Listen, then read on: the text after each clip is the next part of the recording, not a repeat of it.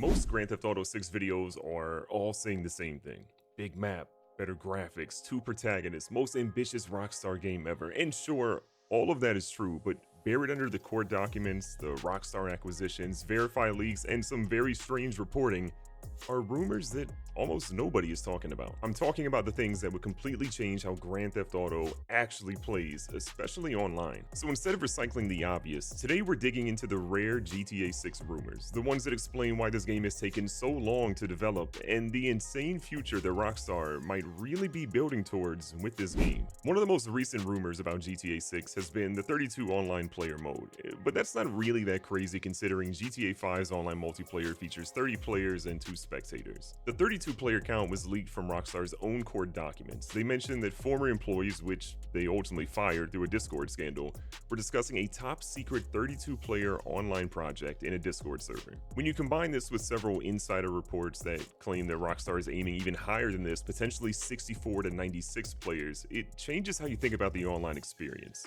The map in GTA 6 is a massive one. You could even argue that it's large enough for 96 players to be running all around Vice City at once. But what's more likely here is that GTA 6 is preparing for a larger player count than 32 through activity-based sessions, layered worlds, and large-scale events. Rockstar has really spent the past decade watching Fortnite pull off massive online events. You can bet that they definitely want a piece of that pie, and they know that they've really become an expectation, not a desire, from their audience when this game is going to drop. When you take a step back and think about the incredible moments that GTA could do through a live event in their game, it could just be cinema. Thinking about the player count number also means that we're not just having GTA Online focus on missions and heists, there's something even bigger. If you remember not too long ago, Rockstar didn't just buy a studio, they bought 5M. They're the team that's behind the most successful GTA roleplay and custom server ecosystem really ever created. But the most popular report that circulated after they bought them was that Rockstar was heavily exploring user-generated content systems that would let players create modes, experiences,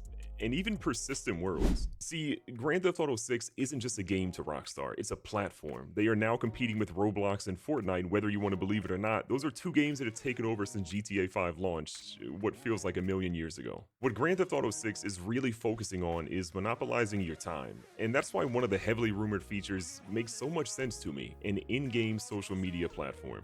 I get that sounds crazy, but just hear me out. If you pay close attention to GTA 6's first trailer, you'll notice that it's obsessed with modern internet culture. It is littered with viral clips, public meltdowns, constant phone footage, and a whole lot of booty shaking.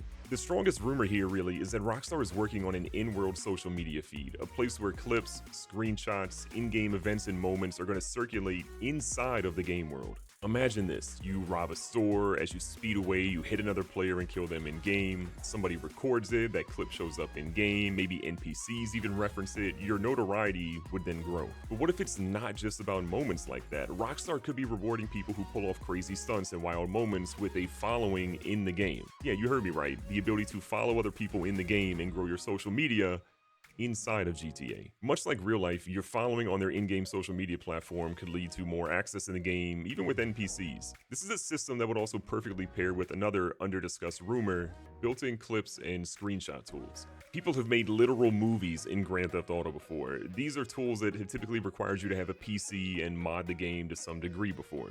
But now, it sounds like Rockstar is giving you the native tools within the game to make these masterpieces. If GTA 6 is truly supposed to be a platform, Rockstar knows they have to give the average person more control over the content they capture and share. And when you combine this with what we've already discussed around how they'll leverage 5M for these RP servers, you can start to really see the vision here. Previous Grand Theft Autos have always focused around wanted levels, but now there's an opportunity to layer in social awareness. Instead of your actions triggering the police, how the world sees you through the in-game social media could unlock so much more for you. One of the largest rumors about GTA 6 though isn't really about weapons or graphics, it's about a player-driven economy. If you've watched any 5M roleplay servers, you already kind of have a sense of how this works. Players trade, players launder money, they do jobs, they create black markets. Rockstar has been seeing this happen for years, and it's a large reason why they acquired 5M. Instead of forcing you into repetitive grind loops, what if GTA 6 Online just formalizes it across the entire game? I mean, this is a game that is likely to cost $80. The industry expects it, and honestly, this is probably the one game franchise that can get away with increasing the base cost of the game. This is not a game you're going to spend 5 or 10 hours in. You spend triple-digit hours into a game like this.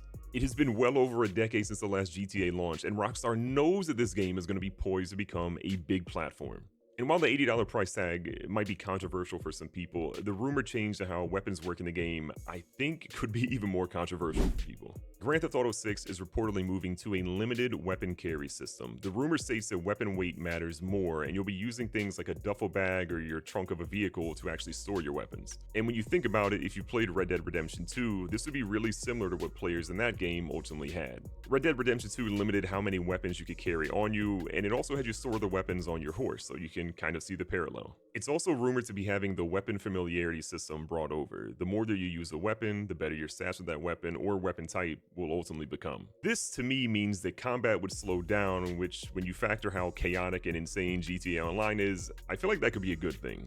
When you have such an emphasis on heists and robberies in the game, which are all about planning and making sure you're going about it the right way, it would make sense that we would see Rockstar change how some of their core systems actually work. And speaking of that heavier emphasis on robberies and heists, there's potential for a very big change for GTA 6 that's rumored. Several leaks have pointed to deep interior searching, things like opening drawers, checking closets, and searching rooms. It's rumored to be inspired by Red Dead Redemption 2's Deadeye targeting mechanic, and there's said to be over 700 different interiors in the game that you'd be able to explore. And when you think about it, interiors in Grand Theft Auto games have often been more about standing in a circle versus really doing any specific interaction, so this would be a huge change. NPCs in the game are also rumored to have detection and memory. They'll remember you when you do something wild or get notoriety from within the in-game social media feed. There's a rumor that the police are also having realistic travel times to respond, not just teleporting to a nearby area like in previous games. And the other big rumor here is that the 6-star wanted level is coming back to the game. I think if there's a theme that we're kind of getting here, it's that GTA 6 appears to be pushing closer to realism without being annoyingly realistic. We're not talking about having to eat or consume food to keep your character alive, though there is a pretty big rumor they're talking about bringing out working out again in the game. We're talking about really turning chaos into controlled chaos in this game. So we know that GTA 6 has two protagonists, and we've seen them heavily showcased in pretty much any trailer or screenshot that they've put out. What we don't know, though, is how deeply they're connected. There are rumors about shared systems, companion-style missions, and even interconnected progression, but there's also a major rumor that I'm really not seeing anybody talk about here. And if you're somebody who cares about some potential story spoiler, I highly recommend you skip this section and go straight to the outro, because the last thing I want to do is spoil anything for you. With that being said, there is a big rumor from somebody who was right about a few things previously on GTA 6 through a Reddit post that Lucia, one of the two characters in the game, has a child in the game. Now, if you know anything about GTA games, it's that children, let alone babies, are not featured really at all in the franchise. The claim within the rumor is that Lucia had a child, and you're going to have different flashbacks throughout the game that explore this part of her arrest and her life and her motivations in the game. It states that before one of the heists, she leaves the child with someone that she trusts at a delicatessen, and then she's arrested shortly after the robbery. There's really no mention if the baby is a boy or a girl, but we do see in the trailer that she's picked up at the prison by Jason, who's planning a robbery with her, so it feels like it kind of checks out. I mean, this story really has a Bonnie and Clyde approach where you can imagine they're going to fall in love over time, but we'll see how it shakes out.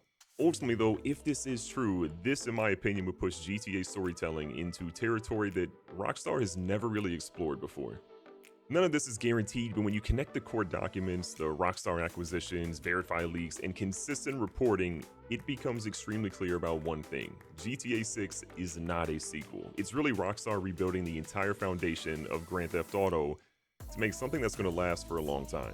If you've enjoyed this video and want more like it, subscribe to the channel and leave a like. Why, you might ask? Well, because they're both free and they help the channel grow. You can catch another video on the screen right now, but until next time, see you on the way down.